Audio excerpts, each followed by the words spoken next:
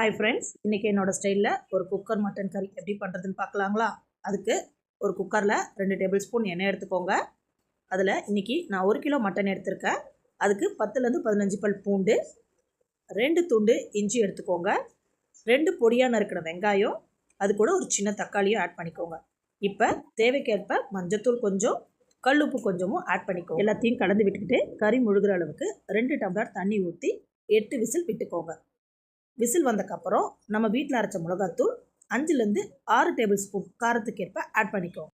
அது கொதிக்கிற கேப்பில் இறக்கும் போது அரைச்சி ஊற்றுற தேங்காய் பேஸ்ட்டு ரெடி பண்ணிக்கலாம். அதுக்கு 1/2 மூடி தேங்காய், 6 கேஷ்யூநட், 2 பச்சை மிளகா, 1/4 ஸ்பூன் சோம்பு, 1/4 ஸ்பூன் கசகசா சேர்த்து நல்லா அரைச்சி கொதி வந்தக்கப்புறம் அந்த பேஸ்ட் எடுத்து அதில் ஊற்றிக்கோங்க.